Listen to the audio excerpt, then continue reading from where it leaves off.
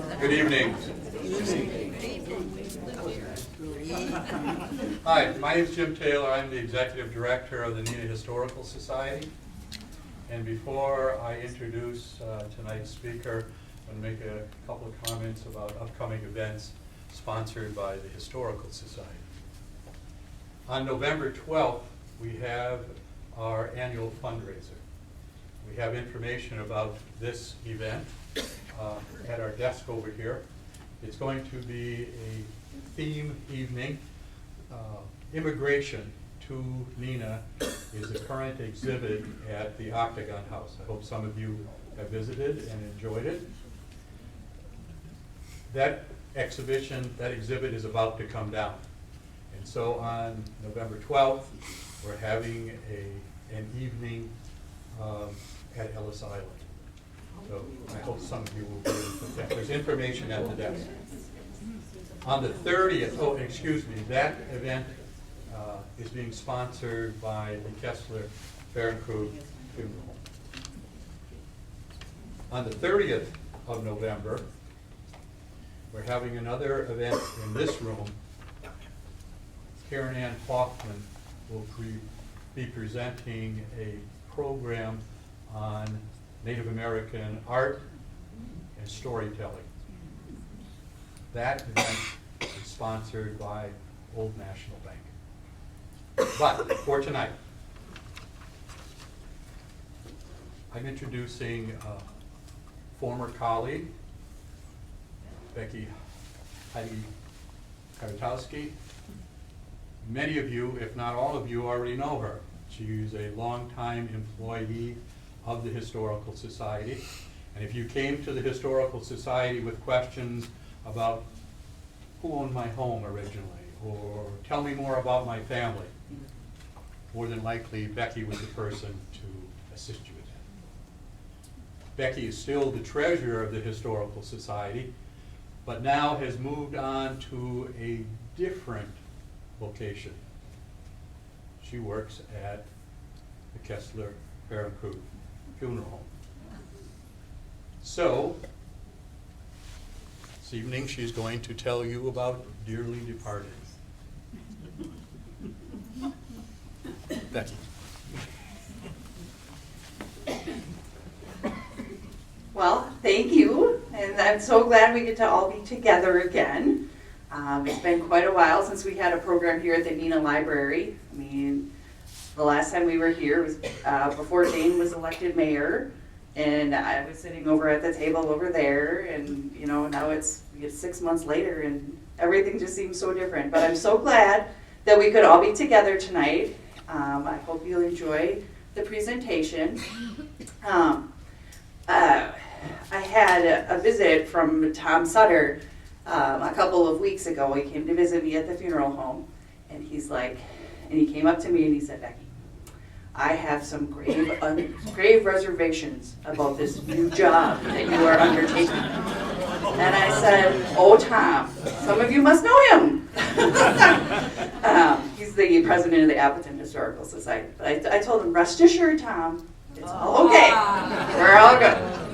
So tonight, what we're going to do is and that will be the end of my terrible jokes, because as much as I enjoy researching and accounting, jokes are not my strong point.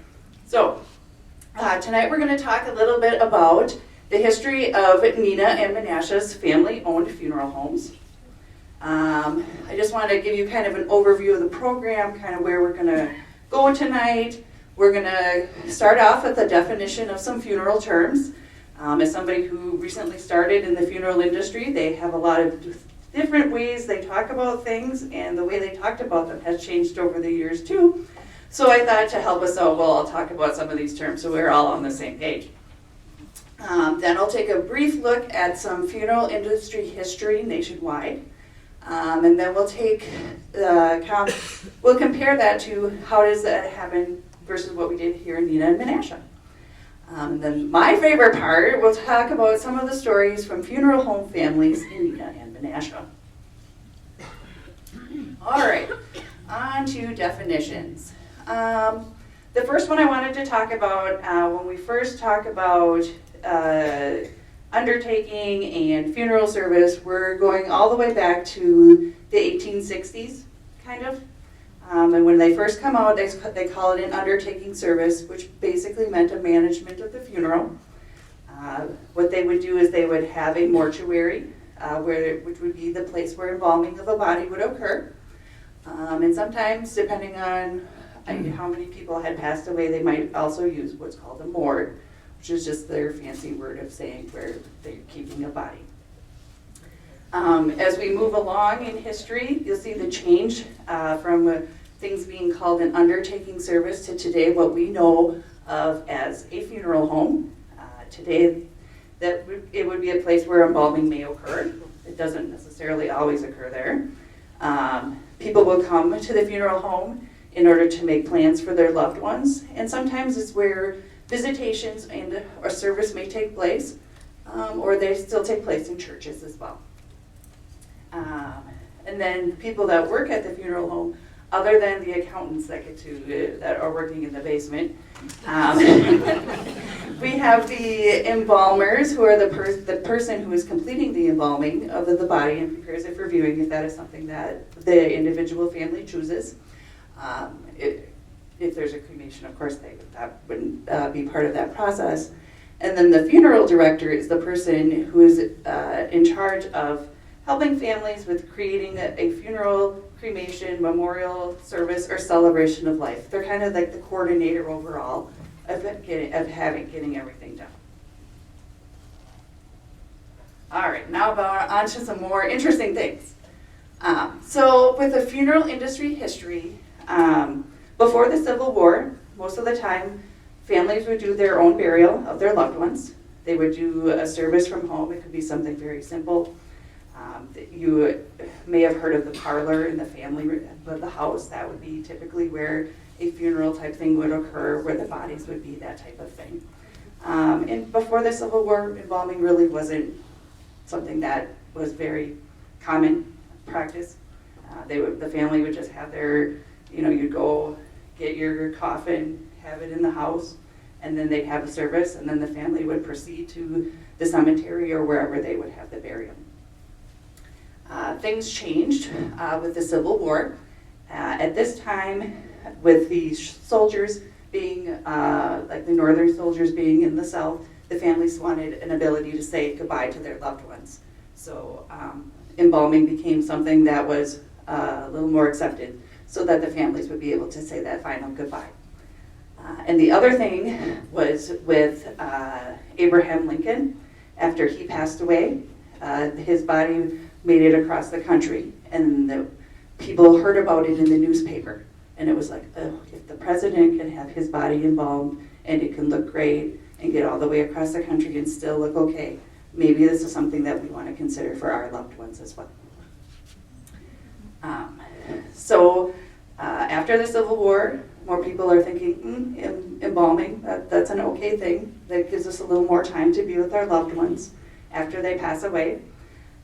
Originally, before funeral homes became popular, it was something that the embalmer would come to your home and do, which is kind of, yeah. Wouldn't have been my first choice, but it's okay. You do what you had to do at the time. And then that's kind of how it was at the time. And then the rituals that would happen for your loved one who passed away, that it would be, there was more of a focus on the process of saying goodbye. There's an emotional ritual that some people could go through, maybe a psychological one. Religion was becoming more popular, and that had its own ways that they wanted to do the religious aspects of a funeral service, or maybe even a cultural one. Kind of like today, each culture has their own accepted way that they want to take care of their ones that passed away.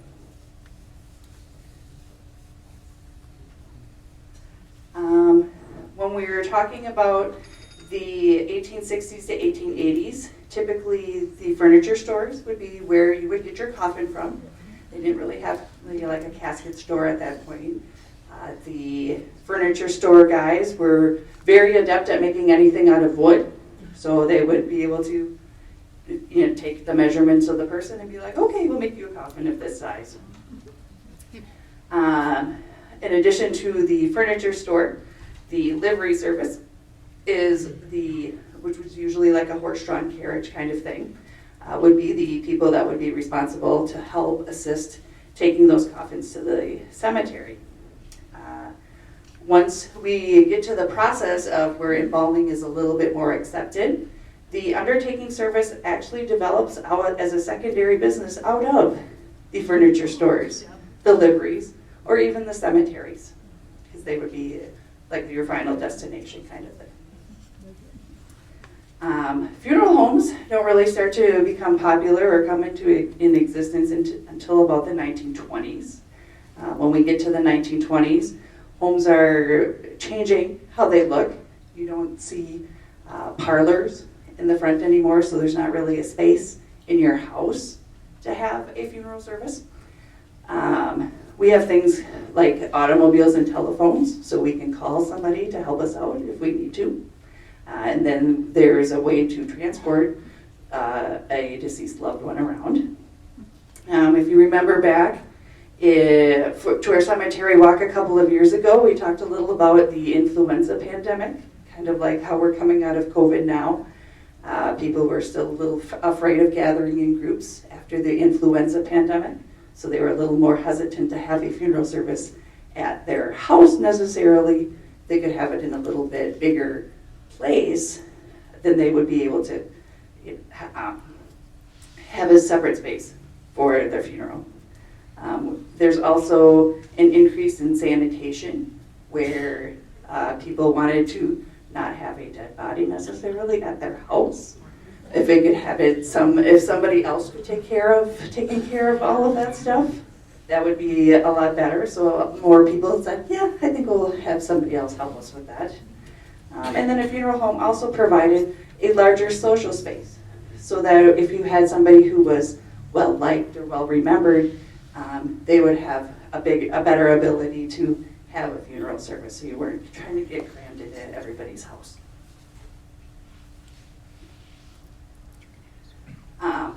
In addition to this, the funeral homes are typically, the owners are living above or next door to the funeral home so that they are close by.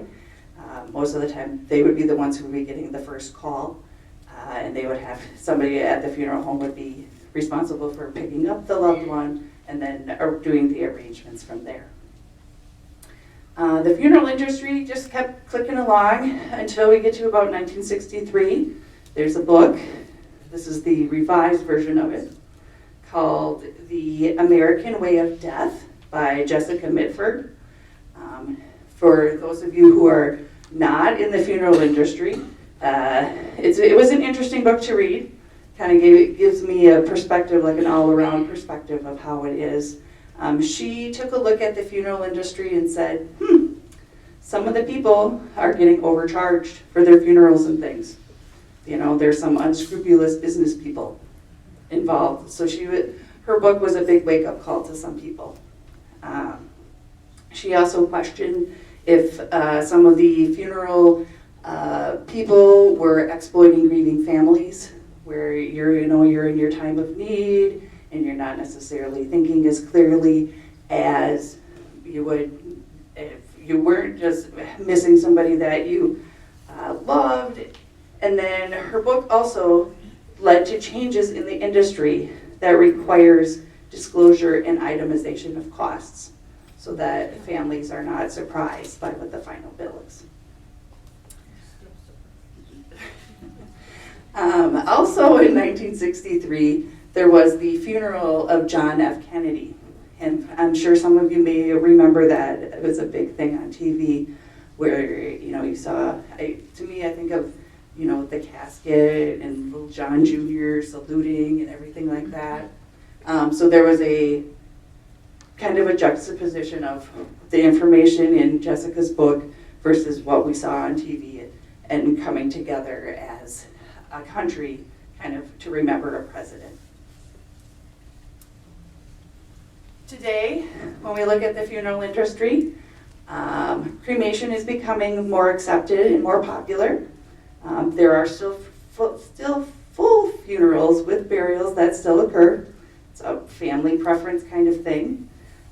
Those of us who work in the funeral homes are assisting and helping families with their deceased loved ones, making sure their final wishes are being met. There is a shift right now to accommodate the preferences of consumers for everything from a cremation to a memorial service, a celebration of life service, versus like a traditional going to the church and to the cemetery type funeral. And then our funeral directors, they'll coordinate any type of service. All right, a couple of funeral industry statistics, because I'm a numbers gal, and I like my numbers. If I took a look at the National Funeral Directors Association statistics, cremation nationally is about 57% and burial at 37%. I know that doesn't equal 100, because there are some that decide on doing it like donating your body to science or something of that nature. Currently in the United States, there's over 18,000 funeral homes, and most of them are privately owned versus corporately owned. And an average funeral home employs 3 full-time and 4 part-time employees. And then I took a look at kind of where we were at with, from the Bureau of Labor Statistics. There are about 61,000 people who are in the funeral industry back in 1972, with 14,000 of them women. And if we take a look at a more current number, there's 110,000 in the funeral industry. And the employees that are women have grown substantially. So there are a lot more ladies that are helping out. All right, so now that we've got through the basic history kind of overall, how do Neenah and Menasha compare? If we think back to our Tracing Our Paths exhibit with Neenah, when we were taking a look at like statistics with our immigration and that pre-Civil War, Neenah and Menasha are really little towns. We don't have a whole lot of people here. What we had that matched with the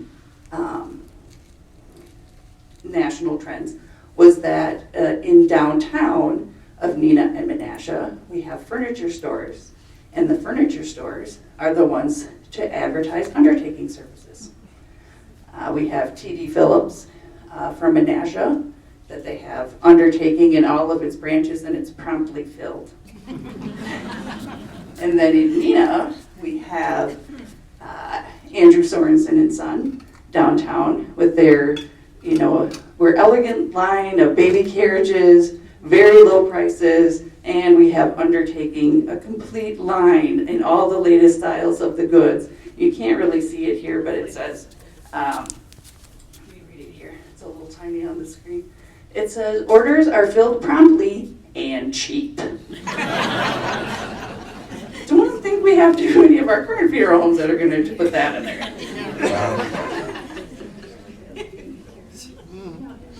All right, so then I took a look at our city directories. In 1893, we have the city directory for Neenah and Menasha. We had 3 funeral homes or 3 places. Most of them were the furniture stores that were offering undertaking services with William Beckman, Hans Jorgensen, and Sorenson and Son, who we just saw on the last page. And in Menasha, we had T.D. Phillips and William Laemmrich Jr. When I took a look at the city directories, kind of like on a rolling and going forward basis, originally the funeral people were listed under the undertaking services, and when we get to the 1920s, we start seeing them being called funeral services or funeral directors.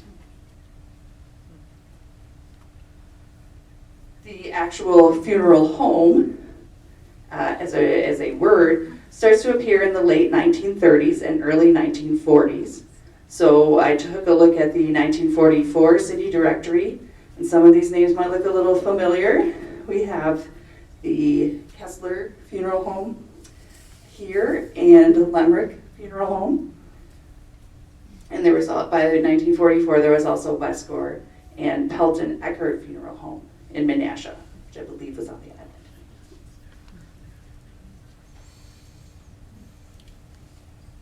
All right.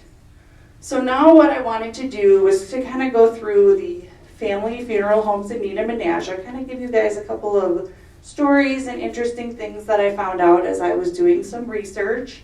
I focused on 5 of the major ones.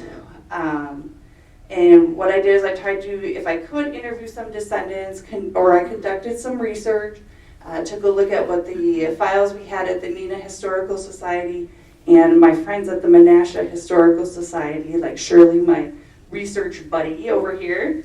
The two of us, we were able to pull quite a few interesting little tidbits out that I'd like to share. And this is really why you guys came in here, really want to hear the other part. I know, it's okay. Now on to the fun stuff. All right, the first one we're going to look at, we're going to take a look at the Laemmrich Funeral Home in Menasha. This is one of the longest lasting funeral establishments in Menasha. Originally we have Gottlieb and William Laemmrich. They immigrated from Saxony and arrived in Menasha about 1852. So they were here quite a long time. Originally they had a downtown store on Main Street with furniture and coffins, and they were excellent woodworkers from what I understand. William carved the altars for many churches, including St. Mary's Church in Menasha. Kathy Humsky from the Menasha Historical Society shared the St. Mary's Parish Memories book for 125 years in Menasha. And in this book, they actually have pictures of some of the carvings that William did, and they figured that they were installed about 1890.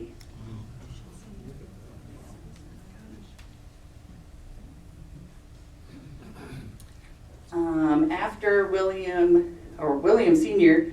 Was kind of like the original one who did the woodworking, the coffin making, and things, and started the funeral home before it was called the funeral home. William Sr. tragically passed away in 1895, 6 weeks after his son Alexander died. Yeah, and I think it could have been from a broken heart, because it sounded like their family was hit pretty hard by Alexander's passing. His other son, William Jr., runs the undertaking and the funeral establishment. And William then trains his sons, Joseph and Clem. These pictures are from one of the little history books from the Laemmrich Funeral Home that we have, if I can find it here. Has a little photo of the funeral home and the information about their history that Clem wrote.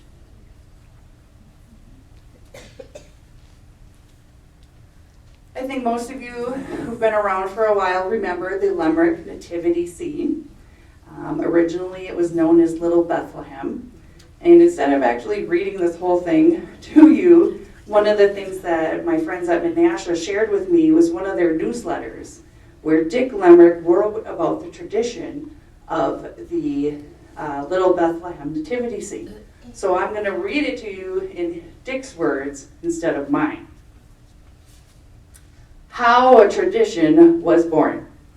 In the middle 1930s, my father, Clem W. Laemmrich, and Henry Ellinger, father of the late Mickey Ellinger, made some wood sheep and a manger scene out of wood using a jigsaw. They also decided to make a crib and a miniature church. When it was completed, it was placed in a rock garden located in the northwest corner of what is now Laemmrich's parking lot, where there was also a 3-car garage. The family home was on the corner of 3rd and Milwaukee Street. At that time, there was only a single-car driveway going around the funeral home. Shortly after World War II, Clem and Henry built a new church in the basement of the Ellinger home on Prospect Street. They concentrated their efforts on making a beautiful church, and as many others have done, didn't bother to measure or plan on how they would get this church out of the basement. Eventually, the church had to be cut into 2 pieces in order to remove it. After that, my dad made the present crib.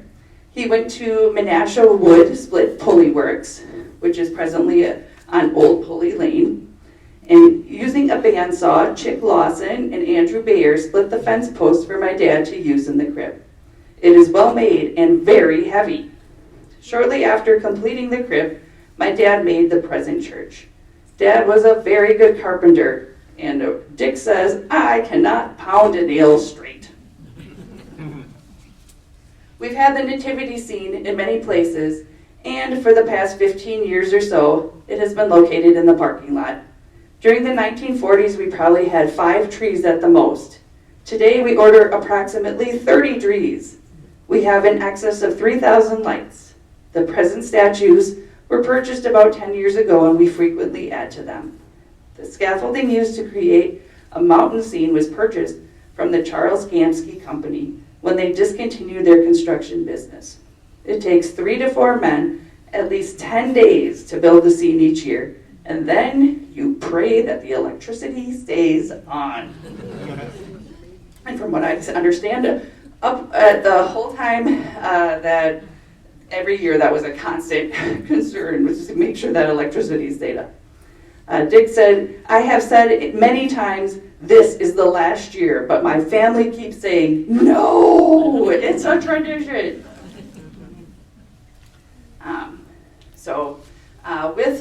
With this display, in 2002, it was donated to the St. Patrick's Church, and it is currently on display. Yep, if you remember St. Patrick's, it's on Doty Island, so that hopefully this year you'll be able to go check it out.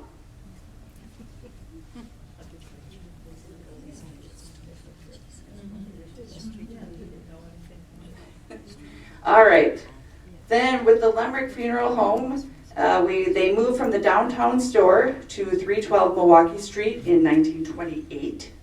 There were major remodels done to the building in 1961 and in 1974. The ownership passed from William Jr. to Clem, and then from Clem to his son Dick.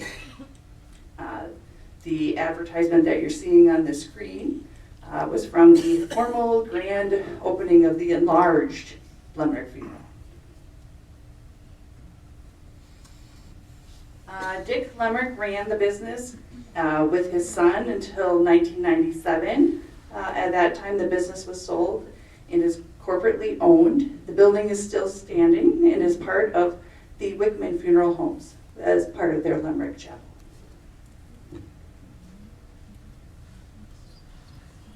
All right. Also in Menasha, we have the Brown Funeral Home, which this was on Broad Street.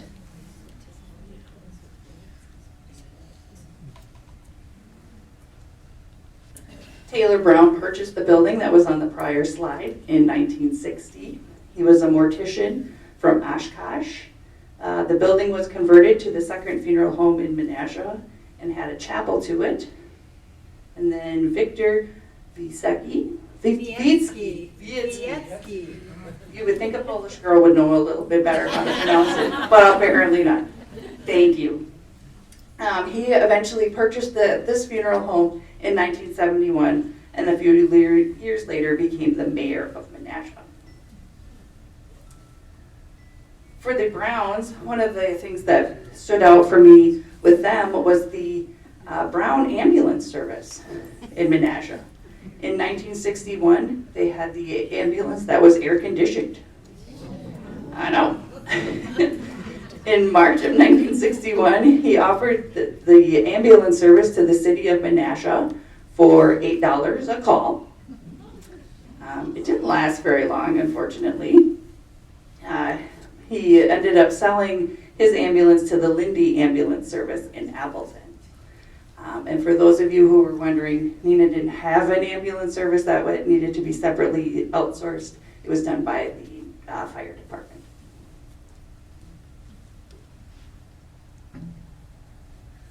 All right. The Hewer Funeral Home. I'm going to guess that most of you probably have not heard of this funeral home, and I hadn't either.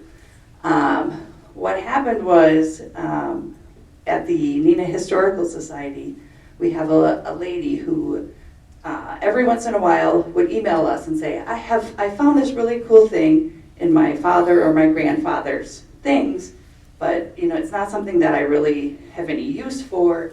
Would you guys like it? So it would be like a little trinket or a little piece of paper or something like that. And she would do fantastic research on whatever this item was. And I thought, this is great. And one of the times that she sent us something, and I don't even remember what it was anymore, but she said, I was looking on your website, and I see that you guys are going to do a presentation on funeral homes. And guess what? My family owned the Hewer Funeral Home. So, and then she said, would you like me to send you some information and some pictures? And I said, yes, please send me some pictures and some information. So this section is mostly courtesy of Beth Overstad from Minneapolis, and I thank her for answering all of my hundreds of questions. Her grandfather was Ernst Hewer.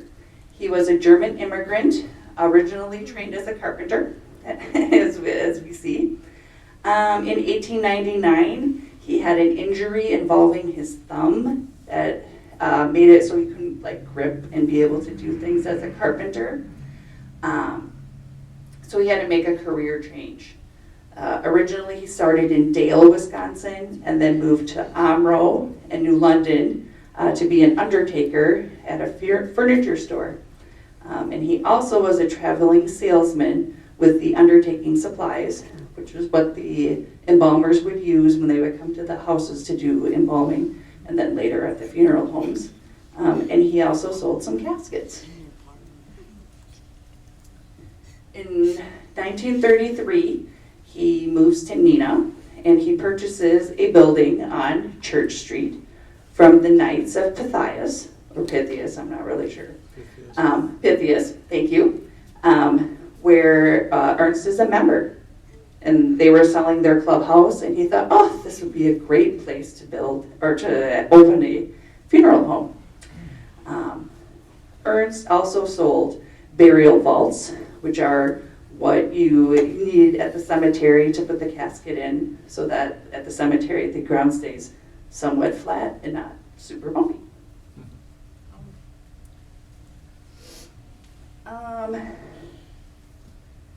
The building on Church Street was converted to a funeral home and opened in January of 1934. Tragically, Ernst dies in 1940, where his wife, Maud, decided to run the funeral home for a little while until she ends up selling it to a guy you might have heard of, John Westgor. This ad is from the Neenah Daily News Times that talks about the great pride of Hewer service is that they have a personal service because they lived at the funeral home, just like some of our other families do. And they're, somebody is always on duty night and day, and that your loved one is never alone.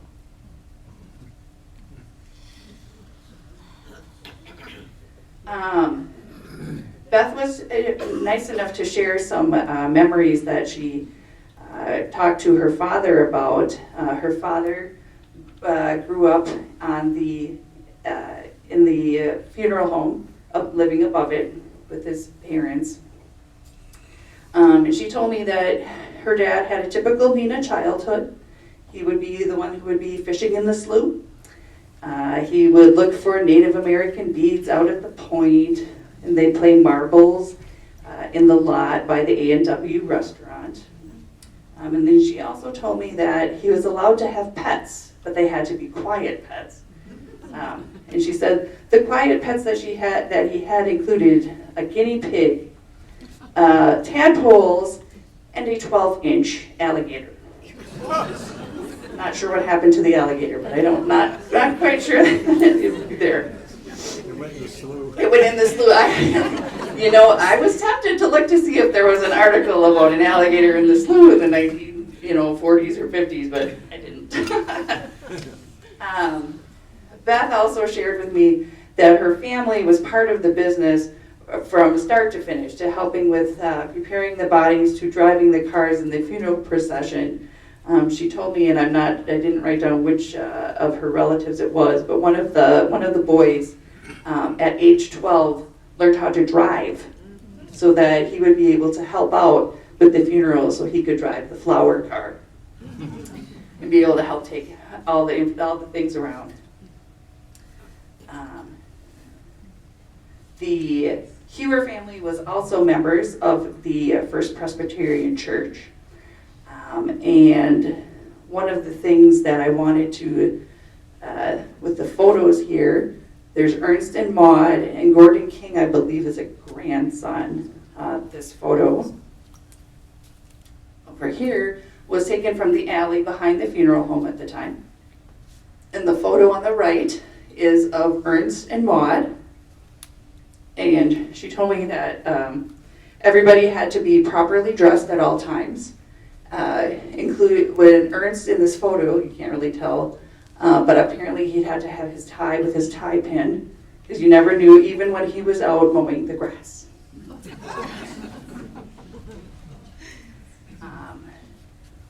Beth also shared with me that after she sold the funeral establishment, that Maud went on to work as a private nurse, and from what we have figured out, that she may have been the private nurse for John Nelson Bergstrom and worked with their family. Because Beth said she has a lot of memories of going out to the museum, to Bergstrom Mahler Museum, when she was a kid. All right, so after the Hewer Funeral Home, we end up going to the Westgor Funeral Home. Originally, John purchased an interest in the Hewer Funeral Home at 117 Church Street, and later he became the sole owner. John grew up in Peshtigo and helped with the funerals when he was younger. He graduated from mortuary school in Chicago and then came to Neenah. The little advertisement towards the bottom talks about the announcement of the partnership between John Westgor and Mrs. Hewer.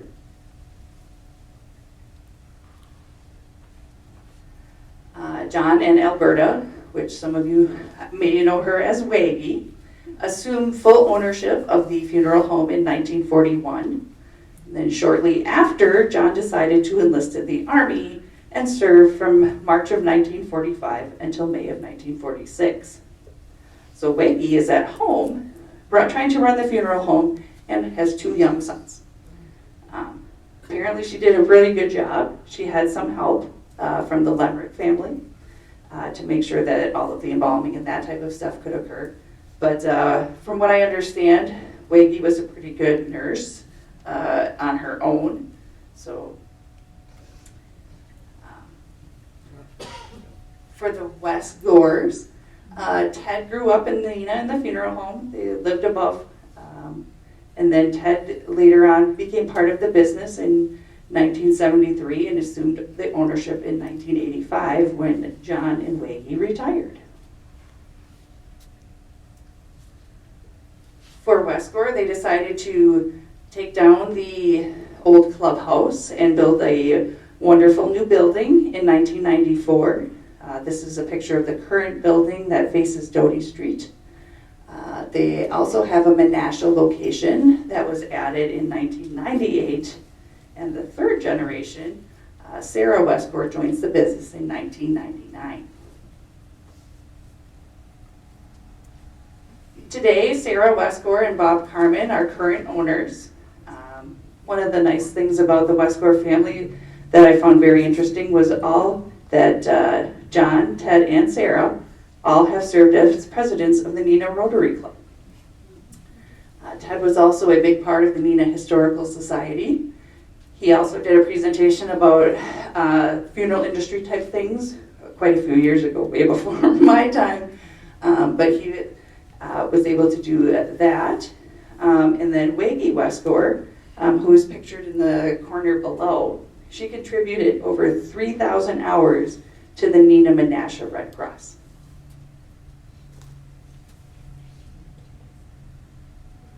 Okay. For those of you who have come to the cemetery walk the last couple of years, you've had the opportunity to take a look at the chapel out at the cemetery, out at Oak Hill. This chapel was a gift to the city of Neenah from D.W. Bergstrom in 1924. Next to this building, there's a receiving vault, which basically means it's where they store the bodies in the winter when they were unable to do burials, which was donated by the Babcock family at the same time, which is why the buildings look similar. Originally, the use of the chapel was free. It was used for funerals for people who didn't have as much money, kind of a thing, or if they wanted to have it there. Or sometimes they would use it for a committal ceremony, where like if someone passed away out of state or out of the area, they could come to the chapel and have their service there. I hope the mayor doesn't mind, but I understand that there are some people that are taking a look to see if we can do upgrades or something to the chapel so it can be used for a different purpose. They're doing some investigative work at this time. Is that okay? Okay. Before I get myself in trouble. All right. Okay, now we're on to the last part. Earlier we talked about the Sorenson and Son funeral home. This is a different ad of theirs with their furniture and their special attention to undertaking. The Sorenson family, Andrew Sorenson was the Danish immigrant. He came to Neenah in 1867. This photo is actually of his son Charles. Andrew operated a furniture store in downtown Neenah. It's next door to where Greens is today. From the research that I've done with Andrew, when he came to Neenah, he came with his son Charles, a younger son, and his wife, and the wife passed away within 2 weeks of their arrival in Neenah. Charles here and his dad Andrew, they had a rough time of it for a while. They didn't really see eye to eye, but eventually the two of them came together, and Charles decided he was going to work with his dad in the furniture business. And then his dad said, well, guess what? You know, we have this undertaking thing. You're going to do it. So Charles takes the undertaking things up. Charles runs the business. I'm not really sure why, but if we look in the slide before, Andrew spelled his name with S-O-N, but sometime after Charles took over, he changed it to S-E-N. I'm not sure why. Charles ran the furniture store and the undertaking business. His son, Charles Jr., later joins the business, and it is renamed as Sorenson and Son.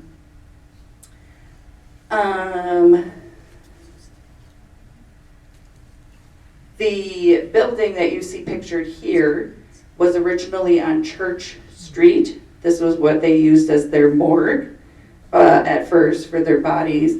And then they made it into a chapel where they could hold services. Unfortunately, this building is no longer in existence. But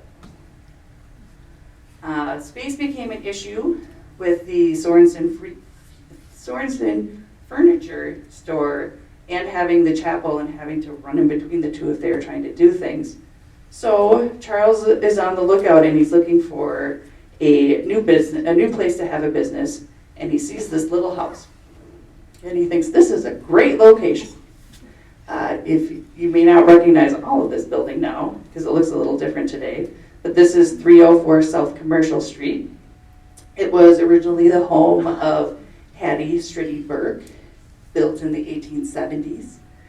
And after Hattie passed away, and it was apartments, Charles decided to bought it from her widower and decided this would be a great place to have a funeral home. It has a nice location, we can have some parking, and it looks like a home, and we can have everything all in one place. So he does some remodeling and establishes a new funeral home in 1934. There was an interview with Charles Sorenson in 1945 in the Neenah Daily newspaper that kind of went through Charles's life and his career and how they, made different, with the coffins and everything. And he kind of walked everybody through his business. And when he retired from the furniture business in 1945, he left the funeral business in 1940. One of the things that he said was, or that they said in the newspaper, was that with Sorenson and Son ending as a business institution, there were only 2 other stores that had histories that were longer than Sorenson and Son Funeral Home. And that would be the William Kruger Hardware Company, which you guys know as Kruger Hardware today, and it's still going on. And the other one was Elwer's Drugstore. And then all 3 of the businesses, the Kruger Hardware, Elwer's Drugstore, and Sorenson and Son, that all 3 of them were operated by descendants of the founders in the 1940s, which I thought was pretty cool, pretty fun little article.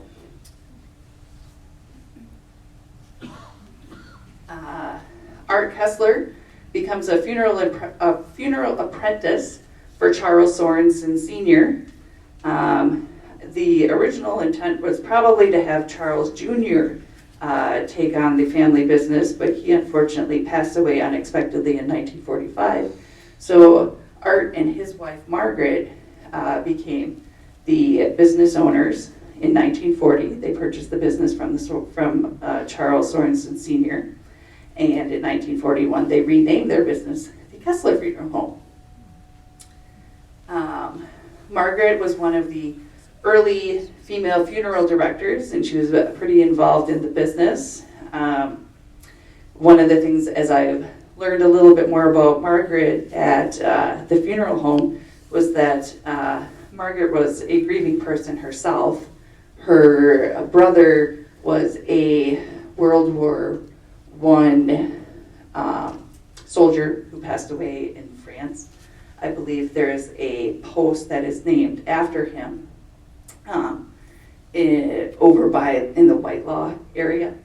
So for me, one of the things, it's one thing to work in the funeral industry if it's something that you really, that's like your passion and something that you like, and it's a completely different thing when it's when you've had tragedies happen to you in your life and you can still be able to say, yes, I want to help people and I want to be a part of this business as well.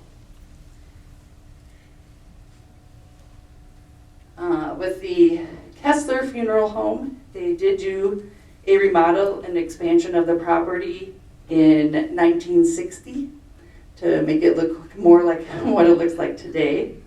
Art and Margaret had 5 kids that lived in the apartment above the funeral home property. But Art and Margaret also owned a couple of the houses and things like around them, so that the kids could go run around and make noise somewhere else instead of being there for the funerals. Their son George joined the family business in 1966 and became an owner in 1972. This advertisement is one from the 100th anniversary of Neenah and Menasha becoming cities. And this is the only one that we're aware of that actually has a picture of Charles Jr. And this is original Charles Sr., Charles Jr., Art Kessler, and George Kessler.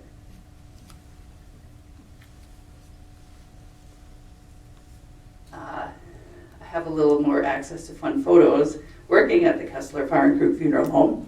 So I pulled out a couple of these because I thought they were kind of fun. This photo here, if you look up, it happens to be a winter photo. The Kesslers had a live nativity scene at Christmas time to try to compete with the Laemmrichs at the time. So that's theirs.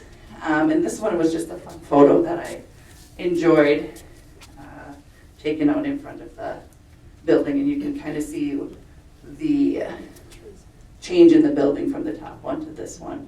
And if you think about where it is today, like this part is still here, this part is still here, and then this is more covered up. We don't have a second drive-through. There's also a cute little, like we have for the Laemmrichs, there's a cute little booklet from the 1960s that showed the what the interior looked like of the Kessler funeral home. So this one kind of shows like a couple of different places. And then these are more current photos. These two photos here, you're looking the opposite way. So like this, the top of this light fixture is that one up there, and it's still there. And then what we currently see here as the lunchroom in the booklet, they talk about having a north chapel and a south chapel. And then today they changed one of the chapels into a lower lunchroom area, so families can gather there as well.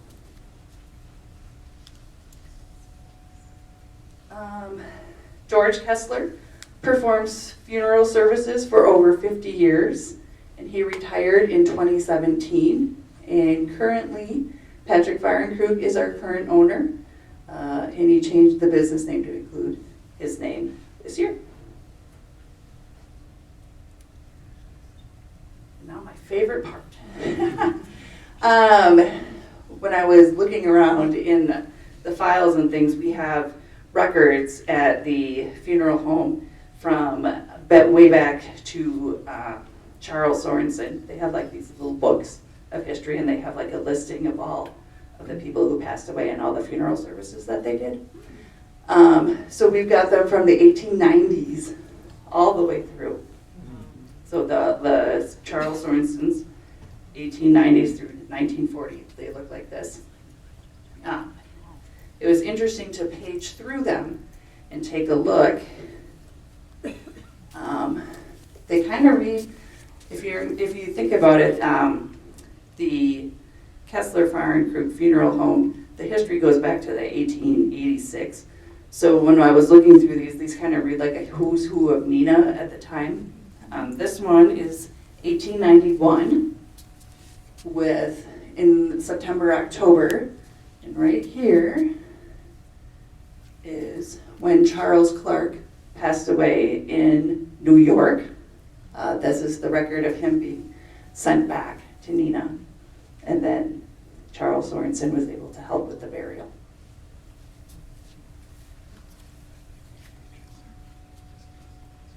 They're fascinating to look at, but very hard to read. And that's the ending of our presentation. I wanted to say thank you to Shirley from Menasha Historical Society for helping, and for Beth for all of the wonderful information that she gave me. And then if you guys have any questions, feel free to come up and talk to me, and then I'll answer them up here. Otherwise, thank you all for coming. We look forward to seeing you again.